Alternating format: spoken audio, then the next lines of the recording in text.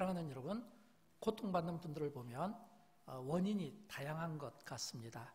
어떤 분들은 지금 우리 여수뿐 아니라 우리 대한민국 많은 분들이 코로나 확진 또는 자가격리로 이렇게 또 어려움을 겪는 분들을 우리가 곳곳에서 볼 수 있습니다. 또는 몸에 이상이 생겨서 건강으로 또 어려움 겪는 분도 계시고, 또는 사업의 문제, 직장의 문제, 어려운 분들을 꼽을 수 있습니다. 똑같이 어렵고 똑같이 고통을 받지만 원인들은 조금씩 차이가 있는 것 같아요. 또 공동체가 겪는 어려움도 있습니다. 특별히 지금 우리 대한민국에 또 이렇게 지금 사흘째 또 태백산맥을 중심으로 해서 큰 화마로 인해서 또 많은 분들이 어려움을 겪고 있습니다. 또 지구촌에서는 또 전쟁이 일어나서 정말 우리가 상상할 수 없는 그런 끔찍한 전쟁의 피해로 어려움을 입고 또 고통을 당하는 분들이 계십니다. 또 우리 중에는 또 이렇게 교회라든지 또는 직장이라든지 이런 곳곳에서도 또 어려움 겪는 분들을 보게 됩니다.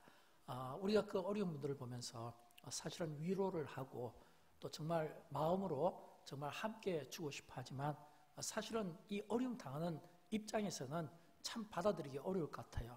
왜냐하면 어려움 당하는 그분의 그 속마음을 우리가 들어가 볼 수 없잖아요. 어떤 생각을 하는지, 어떤 고통을 받는지 우리가 다 알 수 있지는 못할 겁니다. 그 밑바닥을 보면 그 밑바닥에는 우리가 살펴볼 수 없는, 볼 수 없는, 이해할 수 없는 그런 어려움으로 고난받는 분들이 우리 주변에 계시다라고 하는 겁니다. 그래서 우리는 그런 고난받고 고통 속에 있는 분들을 우리가 다는 이해할 수 없지만 노래가는 자세가 중요하다고 생각합니다. 또 고난받는 분들 입장에서 보면 또 마음이 참 많이 괴로울 것 같아요. 왜 하필이면 이런 고난이 우리 가정에 찾아왔을까? 또는 어려움이 나에게 찾아왔을까? 이왕이면 다른 쪽으로 가고 다른 동네로 가면 좋은데 왜 하필이면 나에게 이런 어려움이 찾아왔을까? 그럴 때마다 우리는 또 하나님을 믿기 때문에 하나님께 또 원망 어린 그런 질문들을 할 수가 있습니다. 하나님, 왜 하필이면 나예요? 왜 하필이면 우리 가정에 이런 어려움을 주십니까? 라고 우리가 항의하고 싶을 때가 있을 수도 있습니다. 그러나 또 한편으로 생각하면 또 이런 어려움 가운데 우리가 정말 예수 믿는 자라면 그 어려움 속에서 원망하고 불평하고 환경을 보면서 탓하기보다는 그 어려움 가운데서도 하나님의 뜻이 있지 않겠는가? 이 어려움 속에서도 하나님의 일하심이 있지 않겠는가? 그래서 그 하나님의 뜻을 살필 수 있는 이런 영적인 성숙함이 사실은 우리에게 필요하다고 생각합니다. 여러분은 고통이 찾아올 때 어떻게 반응하십니까? 화가 나십니까? 울먹이십니까? 아니면 그 고통 때문에 괴로움을 당하십니까? 적어도 저는 고통이 찾아올 때 우리에게 두 가지 지혜가 필요하다는 생각을 갖게 됩니다. 그 첫 번째 지혜가 영적인 시야로 좀 넓게 보면 좋겠다는 생각을 갖게 됩니다. 고통당하는 분들의 특징을 보면 전부 다 자기만 보는 거예요. 자신의 어떤 형편만 보는 겁니다. 현재의 모습만 보는 겁니다. 현재 지금 내가 당하고 있는 그 고통의 현장에서 나만 보니까 당연히 화가 나죠. 또 울먹일 수도 있고요. 또 나만 보면, 내 자신만 보면 실수하기가 쉽습니다. 왜냐하면 그 순간적인 어떤 그 고통, 고난을 면하기 위해서 어떤 인간적인 방법을 쓰면서 또 하나님의 영광을 가릴 수도 있고 실수할 수도 있다고 하는 겁니다. 그럴수록 우리는 좀 더 영적인 시야를 넓게 가지고 이 고통을 볼 수 있어야 됩니다. 나의 고통만 보지 말고 나의 고통을 보면서 다른 사람의 고통과 아픔도 어려움도 함께 볼 수 있어야 된다는 겁니다. 왜냐하면 하나님 편에서는 나의 이 고통이 유익이 될 수 있고 하나님 편에서는 나의 이 고통을 통해서 오히려 하나님께서 우리가 보지 못하는 것을 보게 하심으로 더 우리를 복되게 하시기 위하여 때로는 나의 고통까지도 하나님의 뜻 가운데 쓰임을 받을 수 있다라고 하는 것입니다. 예를 들어서 축구 경기를 한번 잠깐 여러분 생각을 해보십시오. 저는 축구를 못합니다. 제가 축구를 못하는 것은 저희 교회 성도님들이 저하고 한번 공을 차보신 분은 알 거예요. 저는 체육대회 때 가끔씩 공을 이렇게 한 번씩 차게 되면은 거의 20분이든 30분이든 거의 공을 만져본 적이 없어요. 항상 공이 저를 피해 다녔더라고요. 근데 그 대신에 해설은 또 제가 잘합니다. 원래 공을 못 찬 사람들이 해설을 잘해요. 근데 해설을 잘하는 사람은 왜 해설을 잘할까요? 전체를 보니까 그러잖아요. 이게 예를 들어서 훈수를 뜬다고 하든지 또는 해설을 잘하는 사람들은 전체를 보는 거예요. 그러니까 이게 스크린에서 전체로 축구 경기장을 한눈에 본다든지 또는 운동 경기를 이렇게 경기장에 가서 한눈에 보면 선수들이 보지 못하는 게 이 관람하는 사람들 입장에서는 보이잖아요. 그 관람하는 입장에서 보면 저게 여기에 길이 있고 지금 여기에 허점이 보이고 이쪽으로 지금 공을 차게 되면 골이 넣을 것 같은데, 그러나 선수 입장에서는 다릅니다. 왜냐하면 선수 입장에서는 땅만 보고 앞만 보고 달리니까 옆에 어떤 찬스가 있고 어떤 공간이 있어도 사실은 보지 못한 경우가 많습니다. 그래서 실수하기도 하잖아요. 그래서 우리 그리스도인들은 우리가 축구 선수처럼 앞만 보고 달리면서 우리 주변을 보지 못해서 우리가 실수하거나 넘어지는 인생이 아니라 멀리 볼 수 있어야 돼요. 영적인 시야를 가지고 좀 넓게 멀리. 왜요? 우리 그리스도인들에게는 영광스러운 미래를 볼 수 있는 안목이 주어졌기 때문입니다. 그래서 우리는 고통 때문에 어떤 한탄하거나 괴로워하기보다는 오히려 영적인 안목을 넓게 봄으로써 그 가운데서 일하시는 하나님의 뜻을, 섭리를 볼 수 있어야 되겠다라고 하는 겁니다. 두 번째는 이 고통이 찾아올 때 이 고통, 이거를 유익으로 한번 생각해 보시기를 바랍니다. 고통이 유익이다. 왜냐하면 하나님께는 버릴 것이 없어요. 하나님의 나라는 아무것도 버릴 것이 없어요. 우리가 생각하는 이 고통, 이건 너무 쓸데없는 거예요. 갖다 버릴 수도 있지만, 그러나 하나님의 나라는 이런 우리가 쓸모없어서 버리는 것 하나하나까지도 다 이거를 엮어갖고 합력하여 선을 이루시는 하나님이시기 때문입니다. 그래서 우리가 잘 아는 시편 말씀에 보면 고통 당한 것이, 고난 당한 것이 내게 유익이라 이렇게 말하고 있잖아요. 시편 119편 71절에 고난 당한 것이 내게 유익이라. 여러분, 어떻게 고난이 내게 유익이 될 수 있습니까? 그러나 적어도 이 시편 저자가 이 고백을 할 때는 그가 당한 그 고난이 자기에게 유익이 되었다. 이거는 그의 경험 아니겠습니까? 체험 아니겠습니까? 우리가 많은 경우 고난 앞에서 울고 또는 하소연하고 때는 원망하고 탓할 수가 있지만, 그러나 이 고난이 내게 유익이라는 것은 나의 그 삶을 관찰하시고 나의 그 삶을 주관하시는 하나님, 나의 그 어려운 형편까지도 살펴보시고 주목하시는 하나님 앞에 서 있는 내 인생은 결국에는 하나님께서 내 인생을 유익하게 복되게 이끌어 주셨기 때문에 그 믿음의 그 고백이 고난당한 것이 되게 유익이라 이렇게 말할 수 있잖아요. 사실 고난이라는 것은, 고통이라는 것은 우리가 이해하기 어려운 영역입니다. 왜냐하면 우리가 그걸 다 이해할 수가 없어요. 우리가 어떻게 그 고난을 다 설명할 수 있습니까? 그러나 우리가 멀리 내다보는 이 영적인 안목을 가지고 섭리하시는 하나님께서 내 인생 가운데 실수하지 않는 분이신 것을 내가 믿기 때문에 오늘 나의 이 고난까지 내가 순종적으로 내가 주님 앞에 드릴 수 있는 이런 믿음이 우리에게 필요하다고 하는 것입니다. 저는 그런 의미에서 이 고난이 우리에게 유익의 이 삶이 되기 위해서는 우리가 버려야 될 것과 붙잡아야 될 것을 우리가 구분할 수 있어야 돼요. 먼저 우리가 버려야 될 것이 있습니다. 무엇을 버려야 되냐면 비교의식을 버려야 됩니다. 성경에 보면 고린도후서 10장 12절에 이런 말씀이 나와요. 우리 같이 읽어보도록 할까요? 우리는 칭찬하는 어떤 자와 더불어 감히 짝하며 비교할 수 없노라. 그러나 그들이 자기로서 자기를 헤아리고 자기로서 자기를 비교하니 지혜가 없도다. 이 말씀은 비교하지 말라는 겁니다. 비교하는 것은 지혜 없는 행동이라는 거예요. 여러분, 우리는 많은 경우 비교하면 안 되는데 사실은 우리가 비교하는 인생을 살아가고 있다는 거 여러분 알고 계시죠? 우리는 많은 경우 비교하면서 살아가요. 나보다 잘하는 사람을 보면서 스스로 상대적으로 잘하지 못하는 내 자신이 실망스럽기도 하고 또는 낙심이 될 수도 있습니다.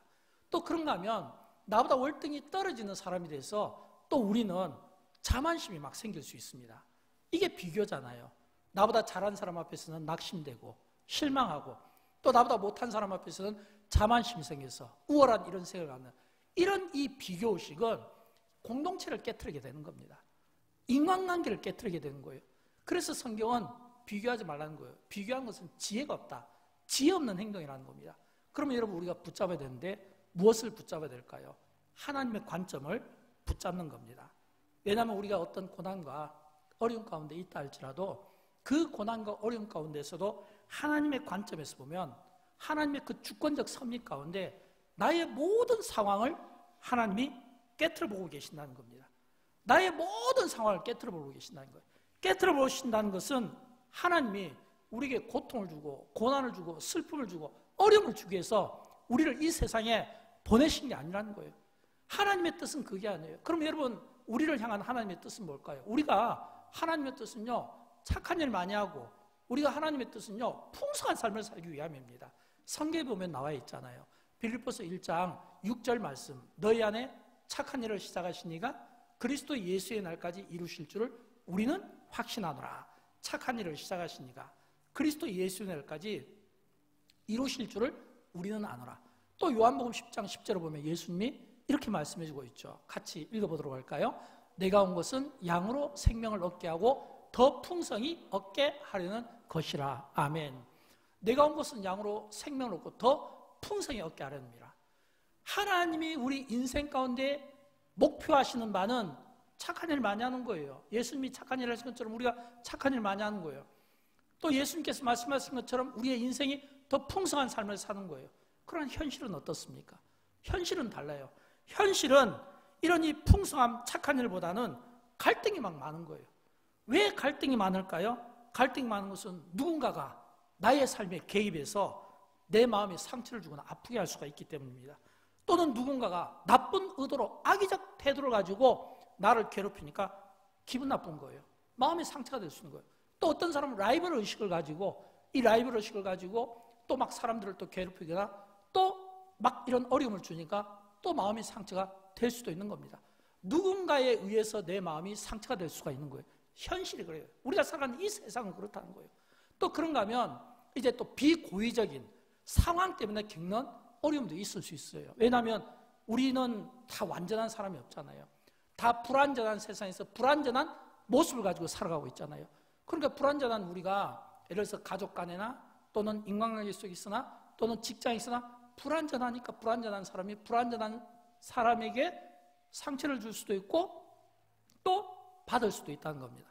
불완전하니까, 완전하지 못하니까 이런 상처를 주기도 하고 받기도 한다고 하는 겁니다.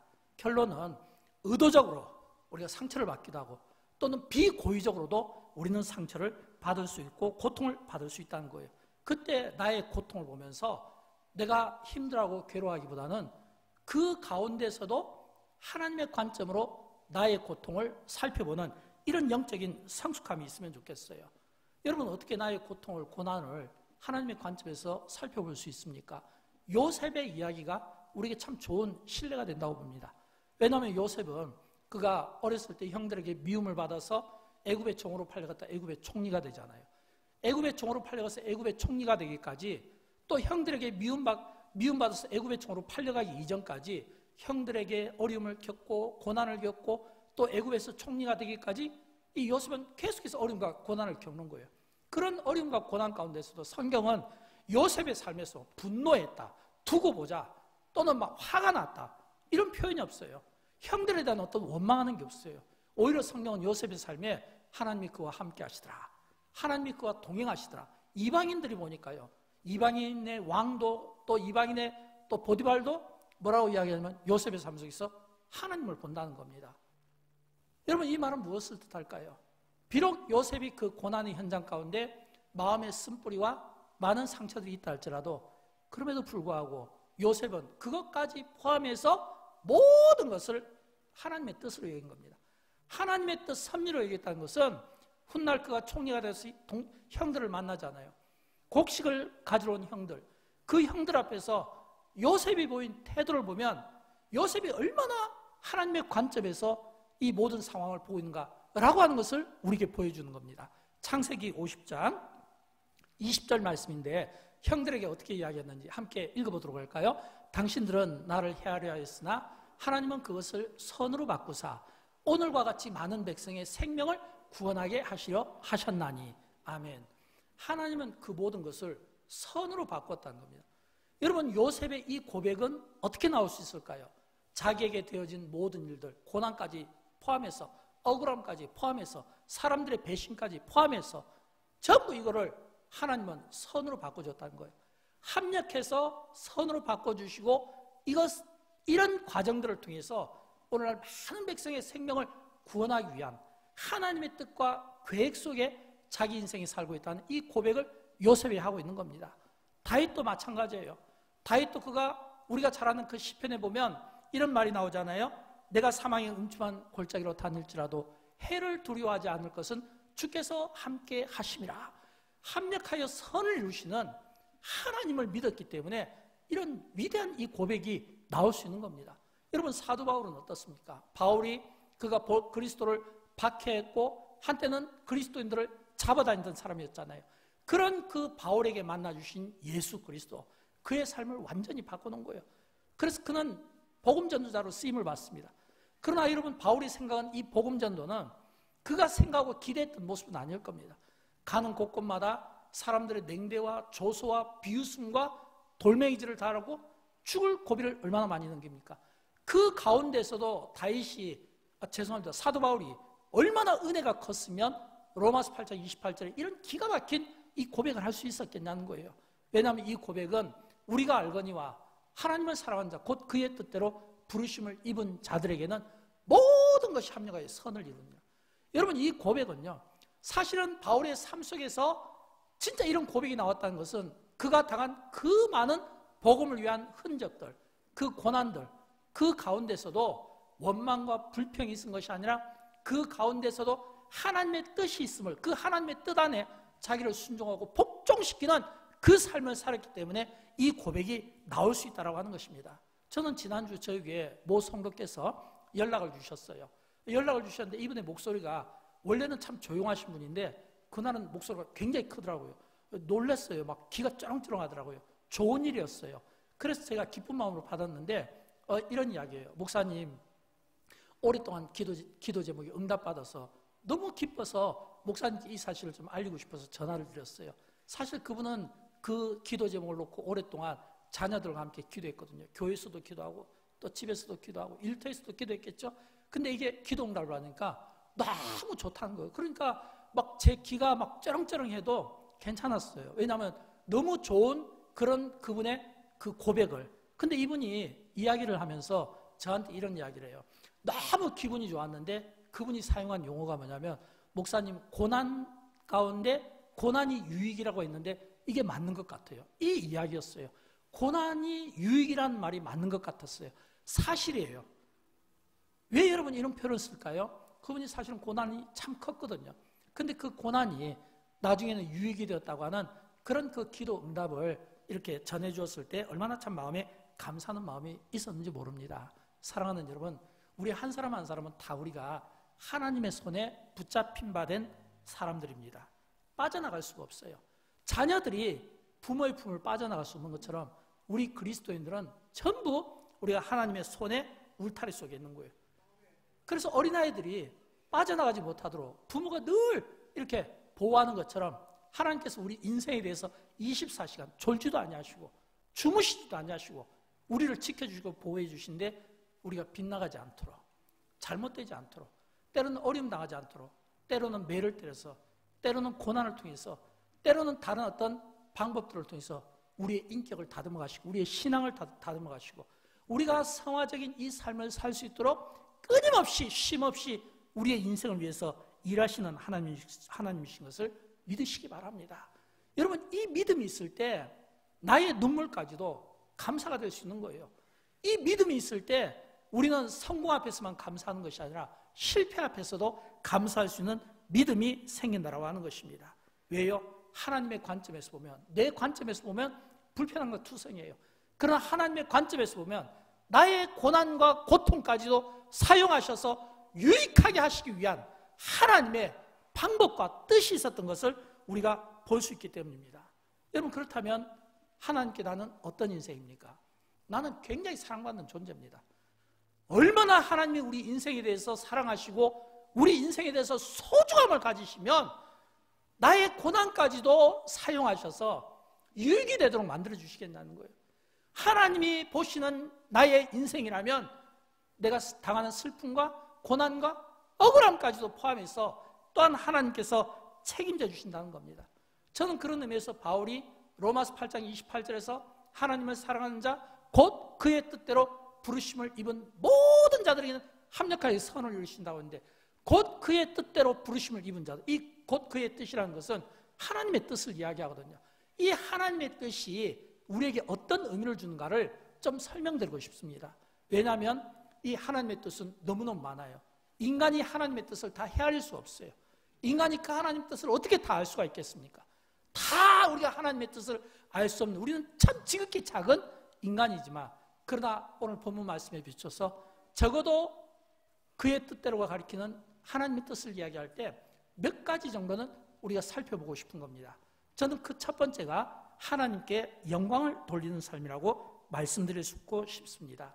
예수님의 겟세마네 동산의 기도를 한번 생각해 보십시오. 누가복음 22장 42절을 보면 예수님은 그 고난의 잔 앞에서 이런 기도를 드립니다. 내 원대로 마시옵고 아버지의 원대로 되기를 원하나이다. 내 원, 주님의 그 원이 아니라 하나님 아버지의 원대로 되기를 원하나이다. 이 말은 뭐예요? 내가 아니라 하나님 아버지의 뜻이 중요하다는 겁니다. 여러분, 어떤 문제 앞에서 해결받기를 원하십니까?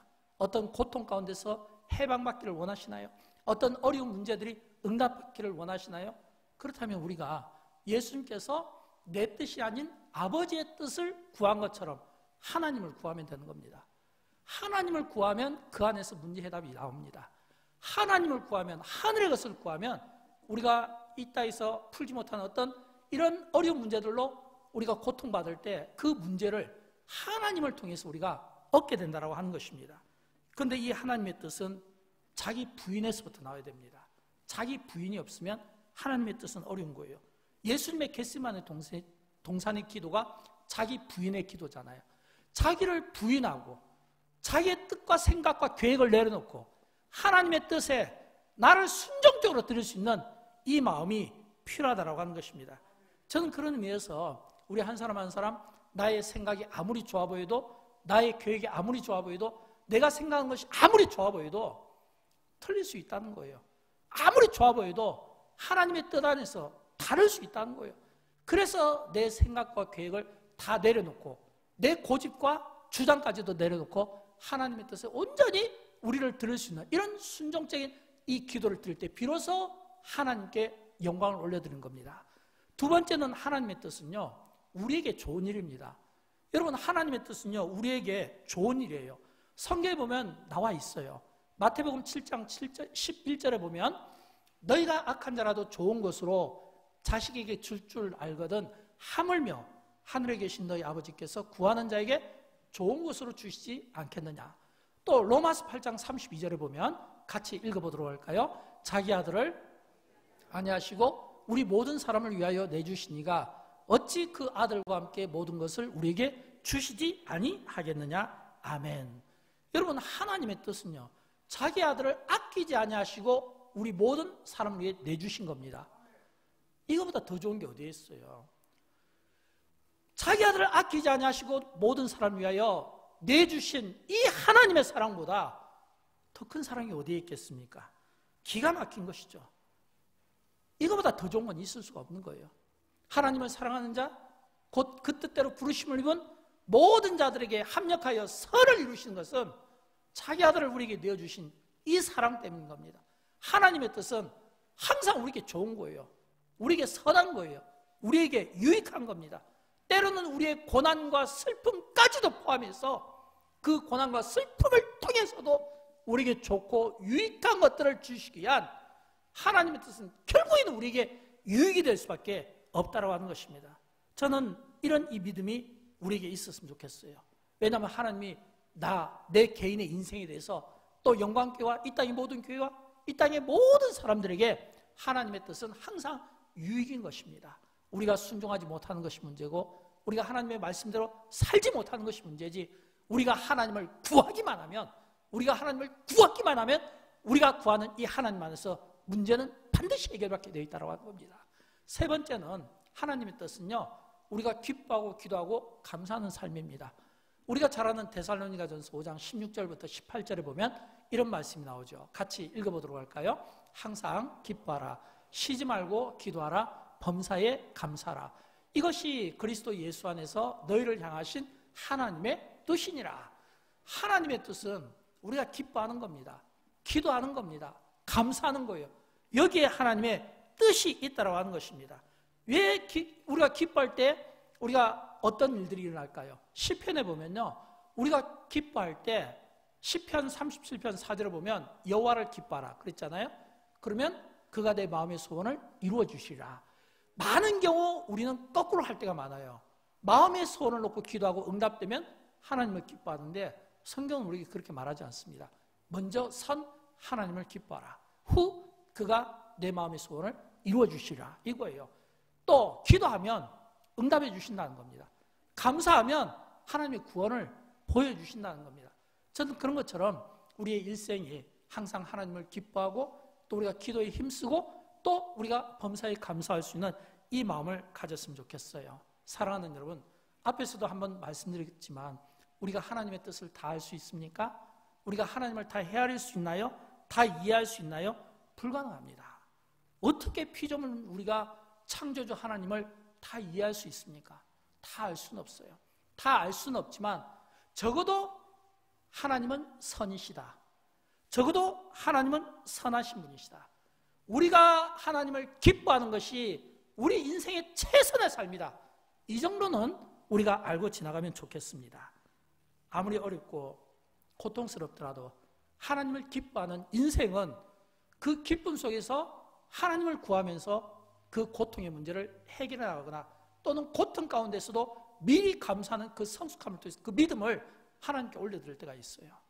그러나 대부분의 고통받는 분들을 보면 힘들어합니다. 힘들어하는 분들의 특징이 뭘까요? 자기를 보니까 그래요. 자기 상황을 보니까 그래요. 자기를 보고 자기 상황을 본 사람들은 얼굴 표정에 기쁨이 없어요. 항상 자기 중심적이거든요. 자기 중심적으로 자기 상황을 보니까 아프고 고통스럽고 내 뜻대로 안 되고 해결 안 되는 문제 때문에 어려워한다는 거예요. 그러나 나를 보기보다는 다른 사람을 한번 보면 좋을 것 같아요. 나의 고통만 보지 말고 다른 사람의 고통도 보고, 나의 아픔만 보지 말고 다른 사람의 아픔도 보고, 나의 생각만 보지 말고 다른 사람의 생각도 볼 수 있는 이런 영적인 성숙함이 오늘 우리에게 필요하다고 하는 것입니다. 이런 성숙한 사람들은 어떤 사람일까요? 예수님께서 주기도문에서 말씀해 준 것처럼 하늘에서 뜻이 이루어진 것처럼 땅에서도 이루어지리다. 이 고백을 할 수 있는 겁니다. 뜻이 하늘에서 이루어진 것처럼 땅에서도 이루어지리다. 시편을 보면 참 마음에 와닿는 구절이 있습니다. 시편 40편 8절인데 이 시편 40편 이 8절 말씀은 참 마음에 와닿는 게 뭐냐면 제가 좀 읽어드릴게요. 나의 하나님이여 내가 주의 뜻 행하기를 즐겨오니 주의 법이 나의 심중에 있나이다 하였나이다. 이 말씀은 이 시편 기자의 이 마음이 생각이 온통 하나님의 뜻으로 가득 차 있다는 겁니다. 온통 하나님의 그 뜻 행하는 것을 즐긴다는 겁니다. 주의 법이 나의 심중에 있나이다. 이 시편 기자의 고백은 온통 하나님의 생각으로 가득 차 있는 겁니다. 여러분, 하나님의 생각으로 가득 차 있는 사람은 땅의 것을 보지 않습니다. 하늘의 것을 봅니다. 하늘의 것을 보고 하늘의 생각을, 하늘을 품는 생각을 가진 사람입니다. 그런 사람의 특징은 뭐냐면 항상 하나님의 뜻을 먼저 생각하는 거예요. 내 생각보다는 하나님의 뜻을 먼저 생각하고 하나님의 뜻을 즐거워하고 하늘을 품는 이런 하늘의 생각들 하는 영적인 생각을 하는 사람들의 특징이 뭐냐면 내가 주의 법을 즐거워하오니, 바로 이런 고백이거든요. 저는 여러분, 우리가 이런 하나님의 생각을 가지고 우리가 무슨 일을 하든지 땅의 것, 사람, 육신 보면서 상처받고 싸우고 다투고 고통받기보다는 하늘을 품으면서 하나님의 생각으로 가득 차서 오늘 우리가 풀지 못하는 모든 문제들을 풀어나가는데 기쁨과 기도와 감사가 거룩하게 쓰임받기를 주님의 이름으로 축원드립니다. 네 번째는요, 하나님의 뜻은 온 세상에 구원에 있다는 것을 알아야 됩니다. 여러분, 하나님의 뜻은 세상에 구원에 있어요. 우리가 잘 아는 요한복음 3장 16절 말씀을 같이 읽어보도록 할까요? 하나님이 세상을 이처럼 사랑하사 독생자를 주셨으니 이는 그를 믿는 자마다 멸망하지 않고 영생을 얻게 하려 하심이라. 아멘. 여러분, 예수님께서 이 일을 위해서 세상에 오신 겁니다. 그렇잖아요. 예수님께서 이 일을 위해서, 이 세상의 구원을 위해서 예수를 믿는 자들은 멸망하지 않고 영생을 얻는다는 이 말씀을 증거하기 위해서 제자들을 제자 훈련 시킨 거 아니에요. 이 말씀을 놓고 예수님께서 설교하신 겁니다. 이 말씀을 가지고 기쁜 소식으로 전한 겁니다. 그런 것처럼 오늘 하나님의 뜻은 세상의 구원에 있다는 것을 우리가 늘 잊으면 안 되는 거예요. 교회에 오면 은혜를 많이 받습니다. 그렇죠? 교회마다 우리 그리스도인들이 가지는 문제는 이겁니다. 교회마다 보면 은혜를 많이 받아요. 예배 때마다 은혜가 있습니다. 찬양 때 은혜가 있어요. 그래서 교회마다 보면 은혜 받는 분들은 많은데 전도하는 분들이 없어요. 죄송합니다. 전도에 관심을 가진 분들이 없어요. 전도에 관심을 가진 은혜 받는 분들은 많은데 전도에 관심을 가진 분들이 없어요. 또 은혜 받는 분들은 많은데 기도에 관심을 갖는 분들이 그렇게 많지 않습니다. 이게 오늘 우리의 딜레마입니다. 우리가 은혜는 받는데 그 받은 은혜로 우리가 전도, 영혼 구원을 위해서 전도하고 또 우리가 주어진 이 기도의 제목을 가지고 기도하는 일에는 소홀할 수 있다는 겁니다. 여러분, 저는 그런 의미에서 여러분에게 질문하고 싶어요. 여러분은 그리스도인으로서 복음의 방관자이십니까? 아니면 하나님의 동역자이십니까? 만약 여러분이 복음의 방관자라면 이 표현이 혹시 여러분에게 좀 거북하게 들린다면 복음에 대해서 관심을 갖지 않는가? 만약 여러분이 복음에 대해서 관심을 갖지 않는다면 저는 여러분에게 이렇게 권면하고 싶어요. 복음에 관심을 갖지 않는 것은 하나님의 말씀에 대한 깨달음이 아직은 그 확신이 주어지지 않았기 때문입니다. 저는 그런 의미에서 영광교회가 이제 이번 주일부터 제자훈련을 하잖아요. 이번 주일부터 이제 제자훈련반 3개나 개설을 했는데 그 외에도 또 성경대학도 있죠. 저는 여러분이 시간이 되면 오셔서 이런 제자훈련이나 또는 성경대학을 통해서 하나님의 말씀을 알아가면 좋겠습니다. 왜냐하면 하나님의 말씀을 알아가면서 공동체의 중요성, 교회의 중요성, 믿음의 중요성, 말씀의 중요성, 기도의 중요성을 하나하나 배워가고 훈련이니까 이 훈련을 통해서 자꾸 이렇게 적용하고 실습을 하면서 우리의 믿음이 조금씩 이렇게 좋아지고 깨달아지고 세워지기 때문입니다. 저는 그런 의미에서 저와 여러분이 복음에 관심이 없다면 이번 제자훈련이 여러분이 복음에 관심을 갖는 좋은 전기가 되면 좋겠어요. 만약 여러분이 하나님의 동역자이십니까? 여러분이 하나님의 동역자시라면 적어도 우리가 기도와 복음 전하는 일에 관심을 가져야 됩니다. 특별히 지금 우리 대한민국은 정말 기도가 필요해요.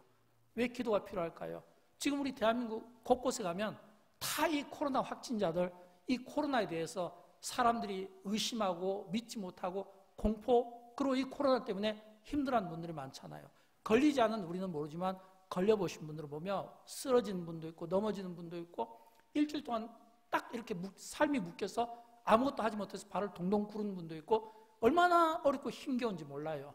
이 코로나 확진으로 또는 자가격리로 고난받고 고통받는 분들을 위해서 우리가 기도가 필요합니다. 또 사흘째 계속되는 또 이 화마로 인해서 지금 우리 대한민국 이쪽에 얼마나 정말 이 태백산맥을 중심으로 해서 얼마나 많은 이재민들이 나오고 얼마나 많은 재산과 환경의 손실들을 가져오고 있습니까? 이거 외에도 선거도 있고 또 그 위에 자신의 어떤 개인의 문제, 병마로 인해서 경제적인 문제, 질병의 문제 이런 어려움들을 통해서 우리의 기도가 정말 필요한 때입니다. 또 세계 평화를 위해서도 우리의 기도가 정말 필요한 때입니다. 저는 할 수만 있으면 우리의 기도가 오늘 이렇게 많이 주어진 것은 하나님께서 우리에게 좀 더 구체적으로 기도하면 어떻겠냐는 기도 제목을 주신다는 그런 생각을 갖게 됩니다. 내가 당한 어떤 고난 또는 내가 당한 어떤 어려움, 이 어려움 때문에 내가 불평하고 원망하기보다는 오히려 이 어려움이 하나님이 또 나에게 이런 기도 제목을 통해서 나를 유익하게 하는구나. 고난이 내게 유익이라. 여러분, 고난이 유익이 될 수 있겠습니까? 고난이 유익이라 이런 말씀은 그 고난 가운데 기도하였더니 하나님이 주시는 은혜가 있고 그 은혜의 힘을 붙잡으면서 나올 수 있는 고백 아니겠습니까? 저는 믿습니다. 성경 속에 있는 믿음의 수많은 사람들이 고난 가운데 기도로 유익으로 인생을 바꾼 분들이 계시고 또 지금도 믿습니다. 비록 어렵고 힘들지만 우리의 기도가 누구를 살리고 또 누구를 회복시키고 또 누구를 붙들어 주는데 거룩하게 쓰임받는다고 믿습니다. 또 그러면서 동시에 우리는 전도에도 힘써야 됩니다. 이제 부활주일이 얼마 남지 않았습니다. 영광교회는 부활주일이 되면 또 특별한 또 이런 어떤 은혜를 또 나누는 일들을 하게 됩니다. 저는 이번 부활주일에도 그런 일들이 많이 일어나면 좋겠습니다. 우리가 선교사도 파송하고 또 선교사도 협력하고 또 어려운 이웃들도 돕고 특별히 또 고난받는 분들, 재난으로 고난받고 전쟁으로 고난받는 이런 분들을 위해서 또 북한을 위해서도 또 우리가 성경책을 보낸다든지 이런 선한 일들이 전부 뭐예요? 이게 결론은 전도 아닙니까? 이게 전도죠.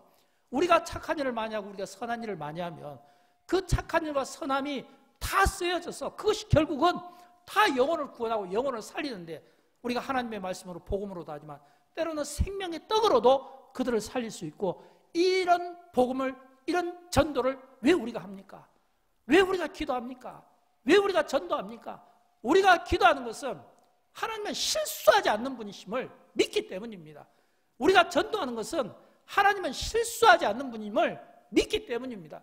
내가 믿음을 갖는 것은 내가 비록 고난이지만 나의 고난까지도 사용하여 내 인생의 유익을 만드실 것을 믿는 신실하신 하나님, 실수하지 않으시는 하나님을 내가 믿기 때문에 내가 그 고난 가운데서도 내가 딛고 일어설 수 있고 기뻐할 수 있는 이유가 된다고 하는 것입니다. 사랑하는 여러분, 우리가 살아가다 보면 항상 좋은 일만 있으면 좋잖아요. 그러나 이 세상은 불안전하고, 불안전한 세상 속에서 불안전한 우리가 살아가면서 좋은 일만 우리가 맛볼 수 있겠습니까? 때로는 어려운 일들이 있을 수밖에 없어요. 그 어려운 일들을 우리가 헤아릴 수 없는 그 고통 속에서 우리는 끊임없이 질문하고 싶은 겁니다. 하나님, 왜 이 땅에 이런 일이 일어나나요? 왜 이런 일들이 내 인생 가운데 일어나나요? 내가 왜 이런 일들 때문에 내가 이렇게 헤매야 되나요? 라고 우리가 질문을 할 수 있지만, 그러나 그 질문 이전에 이런 음성을 들었으면 좋겠어요. 그게 지금은 너에게 필요하단다. 지금은 그것이 필요하단다. 그러나 이 일을 통해서 나중에 너는 이런 고백을 하게 될 거야. 고난이 유익이라. 이런 고난을 하게 될 거야. 왜냐하면 아직 우리 인생은 끝나지 않았지 않습니까? 우리 인생을 내가 붙잡는 것이 아니라 하나님이 붙잡잖아요. 하나님의 뜻과 섭리 가운데 우리 인생을 붙잡고 계십니다. 그걸 믿으신다면 나는 실수할 수 있어요. 그러나 하나님은 내 인생에 대해서 실수하지 않습니다. 우리는 넘어질 수 있어요. 그러나 하나님은 넘어지는 우리를 이렇게 세워주시는 분이신 것을 믿는다면 우리가 기도할 수 있고, 전도할 수 있고, 착한 일을 할 수 있고, 선한 일을 할 수 있고, 우리가 흔들리지 않는 믿음을 가질 수 있는 겁니다. 저는 실수하지 아니하시는 그 하나님의 은혜가 저와 여러분의 평생의 생애 동안 함께 하시길 원하고, 이 시편의 고백처럼 날마다 하나님의 뜻을 우리의 심중에 담고 그 나라를 기뻐하고 하나님을 기뻐하고 하나님을 사랑하는 그 마음이 넘치기를 주님의 이름으로 축원드립니다. 함께 일어나실까요?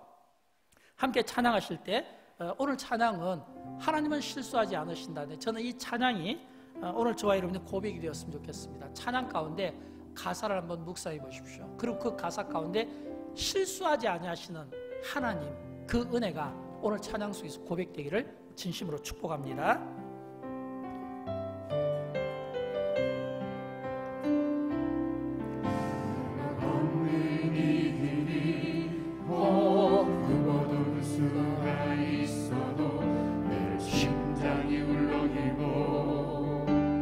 가슴 아파도 내 마음 속으로 여전히 기뻐하는 까닭은 하나님은 실수하지 않으실세.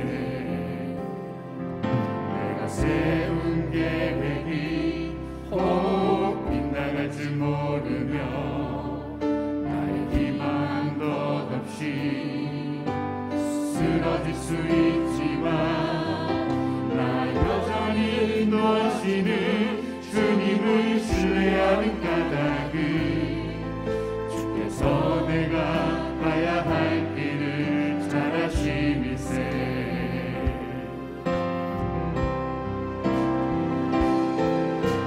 모든 밤 어둠이 깊어 밤이 다시는 알지 않을 것 같아 보여도